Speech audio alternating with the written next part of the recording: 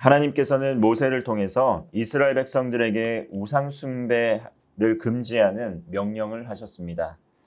이 세상에서 어떤 것도 하나님을 대체할 수 있는 것이 없다는 것이었습니다. 그리고 하나님께서는 그 어떤 신과도 비교할 수 없는 창조주 하나님이십니다. 하나님께서 창조주이시고 또 모든 것은 하나님의 피조물에 불과하다는 것, 이 사실이 바로 하나님께서 이 세상의 신의 형상으로 있는 우상들과 근본적으로 차이가 있는 것들입니다.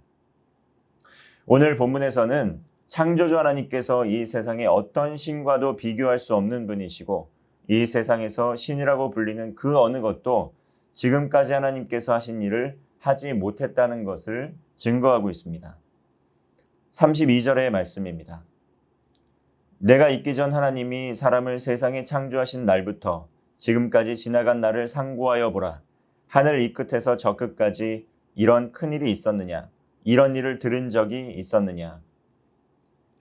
태초에 하나님께서 사람을 창조하신 이후부터 지금까지 지난 시간을 기억해 보라는 것입니다.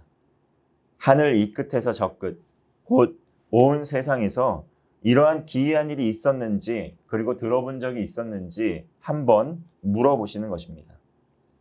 33절의 말씀을 보면 온 세상의 어떤 국민들이 불 가운데서 말씀하시는 하나님의 음성을 듣고 인도함을 받아서 살았는지 묻습니다. 그리고 34절의 말씀을 보면 어떤 신이 시험과 이적과 기사와 또 전쟁과 강한 손과 편팔로 또 크게 두려운 일로 한 민족을 다른 민족에게서 인도한 일이 있었는지 묻고 있습니다. 다시 말하면 이 세상의 어떤 신이 애굽에서의 10가지 재앙과 같은 재앙을 내려서 한 민족, 그 중에서도 온 세상의 패권을 쥐고 있는 그 민족에서부터 아주 작고 연약한 그러한 민족을 인도한 일이 있었는지 묻고 있는 것입니다. 이집트에서 10가지 재앙을 일으키시고 이스라엘 백성을 이집트에서 불러내신 것은 하나님께서 이스라엘 백성들을 택하시고 사랑하셔서 행하신 일들이었습니다. 35절에서 하나님께서 나타내신 그 이유를 말씀하고 있습니다. 35절의 말씀을 우리 함께 읽겠습니다. 시작. 이것을 내게 나타내심은 여호와는 하나님이시요 그 외에는 다른 신이 없음을 내게 알게 하려 하심이니라. 아멘. 하나님께서는 큰 기적을 베푸시고 또 이집트에서 이스라엘 백성을 구원하신 것은 여호와께서 하나님이시고 그 외에는 다른 신이 없다는 것을 알게 하려 하심이다 라고 말씀하고 있습니다. 여기서 여호와라는 뜻, 그 여호와라는 뜻은 스스로 있는 자, 나는 나라는 그러한 뜻을 갖고 있습니다. 하나님은 히브리어로 엘 또는 엘로힘을 번역한 그러한 말씀입니다. 강한 존재 또는 신, 참되신 하나님을 의미하고 있는데요. 유대인들은 십계명 중에 여호와의 이름을 망령되이 여기지 말라는 그 말을 문자적으로 지켜서 하나님의 거룩한 이름을 함부로 부르지 않으려고 그 하나님의 성호, 그 이름을 부르는 대신에 바벨론의 포로 이후로부터 주님이라는 뜻의 아도나이라는 말을 사용했습니다. 이처럼 스스로 있는 강한 존재와 신으로서 하나님께 필적할 수 있는 다른 신이 없다는 것을 알게 하시려고 10가지 재앙을 통해서 애굽의 우상들을 차례대로 심판하신 것입니다. 그리고 출애굽한 지 석 달 만에 시내산에 도착하게 되어서 이스라엘 백성들에게 율법을 허락하신 것입니다. 36절의 말씀을 보면 여호와께서 너를 교훈하시려고 하늘에서부터 그의 음성을 내게 듣게 하시며 땅에서는 그의 큰 불을 내게 보이시고 내가 불 가운데서 나오는 그의 말씀을 듣게 하셨느니라. 하나님께서는 이스라엘 백성들을 친히 자녀로 삼으시고 또 택하셔서 크신 권능으로 광야의 여정을 통과하도록 하셨습니다. 그리고 이제 가나안 땅에 이르게 된 것입니다. 그러므로 이스라엘 백성들이 알아야 할 것, 그것은 무엇입니까? 39절의 말씀입니다. 그런즉 너는 오늘 위로 하늘에나 아래로 땅에 오직 여호와는 하나님이시요 다른 신이 없는 줄을 알아 명심하고.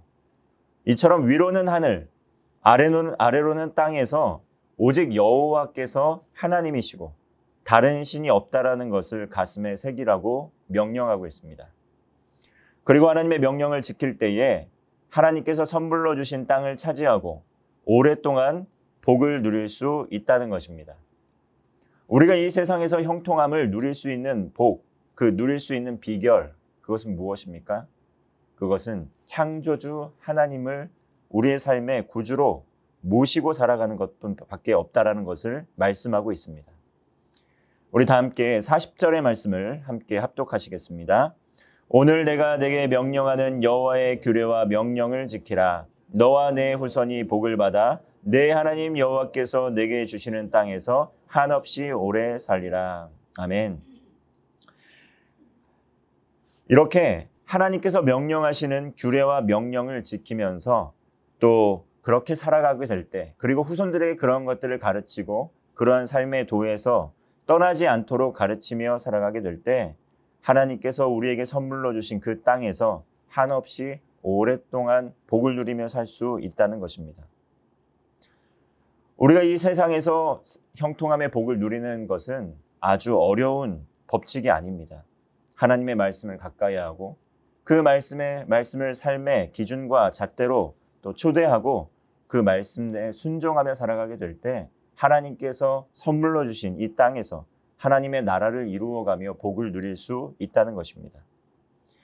그리고 하나님께서는 자비와 긍휼의 하나님이셔서 그 어떤 한 사람도 억울한 죽임을 당하지 않도록 또 긍휼을 베푸시는 하나님이십니다. 하나님께서는 부지 중에 살인한 자들을 살려주시기 위해서 도피성을 만들었습니다. 이것은 실수로 살인을 저지른 자들이 이 도피성에 숨게 될 때 용서받아 구원받을 수 있다는 것이었습니다. 42절과 43절의 말씀입니다. 이는 과거에 원한이 없이 부지 중에 살인한 자가 그것으로 도피하게 하기 위함이요 그중 한 성읍으로 도피한 자가 그의 생명을 보전하게 하기 위함이라. 하나는 광야 평원에 있는 베셀이라 루벤 지파를 위한 것이요 하나는 길랏 라못이라 갓 지파를 위한 것이요 하나는 바산 골란이라 므낫세 지파를 위한 것이었더라. 루벤 지파를 위한 베셀, 갓 지파를 위한 길랏 라못, 므낫세 지파를 위한 바산 골란, 이렇게 각 지역에서 부지 중에 살인한 자들이 그 어느 곳에서든지 또 이 도피성으로 피신을 해서 목숨을 구할 수 있도록 하나님께서 베풀어 주신 그러한 제도가 바로 도피성이었습니다. 부지 중에 살인한 사람들이 어디에 있든지 도피성에 숨게 될 때 그들은 목숨을 건질 수 있었습니다.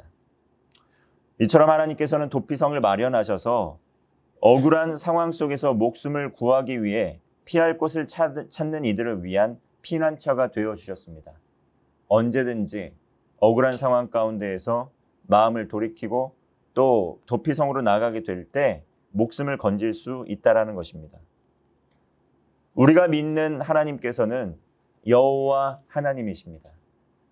태초부터 지금까지 스스로 있는 자존자 하나님이시고 또 그리고 이 세상의 그 어떤 신과도 비교할 수 없는 창조주 하나님이시라는 것입니다. 그 창조주 하나님께서 어떠한 상황과 형편에 있든지 그의 사랑하는 백성들이 구원을 얻을 수 있도록 장치를 예비하고 계신다는 것입니다. 그러므로 신명기가 우리에게 주는 교훈은 무엇입니까? 다시 선포되는 이 말씀을 듣고 돌이키고 그 말씀을 준행하면서 믿음으로 삶을 살아가게 될 때 하나님께서 구원을 베풀어 주신다는 것입니다. 오늘날 예수 그리스도를 우리에게 허락하여 주셔서 누구든지 주의 이름을 부르는 자는 구원을 받도록 해주셨습니다. 구약의 도피성, 이것이 신약시대 때에는 예수 그리스도를 믿는 자에게 주어지는 하나님의 도피성이 되었다는 것입니다. 누구든지 주의 이름을 부르는 자는 그 모든 죄를 사함받고 하나님의 영원하신 그 은혜의 빚을 진 자로서 구원의 복을 누릴 수 있게 되었다는 것입니다. 오늘 신명기는 우리에게 말씀합니다. 주의 말씀을 듣고 믿음으로 결단하고 순종하게 될 때 하나님께서 영원한 기업으로 주신 이 땅에서 복을 누리며 살아갈 수 있다는 것입니다. 어떠한 상황과 어떠한 형편에 있든지 오늘 우리에게 복음을 전해주시는 이 하나님의 소망의 말씀을 붙들고 예수 그리스도를 믿음으로 구원의 복을 누리시는 여러분 되시기를 바라겠습니다. 기도하겠습니다. 하나님 아버지, 태초부터 지금까지 스스로 있는 자존자이시고 창조주 하나님이심을 믿습니다. 이 세상에서 살아가는 동안 많은 어려움 중에도 창조주 하나님을 구주로 섬기게 하시고 삶의 모든 우상을 척결하게 하시고 하나님 앞에서 온전히 회개하여 하나님께서 주시는 복을 누리는 성도 되게 하여 주옵소서. 육신의 질병으로 고통을 받는 성도들을 기억하여 주사 여호와 라파의 하나님께서 치료하여 주시옵소서. 위기 가운데 있는 가정을 회복시켜 주시옵소서. 하나님 나라의 일꾼이 필요한 곳에 믿음의 동역자들을 보내주시고 믿음의 가정을 이루게 하여 주시옵소서. 모든 삶의 현장에서 믿음으로 순종하며 하나님의 영광을 경험하는 성도 되게 하여 주옵소서.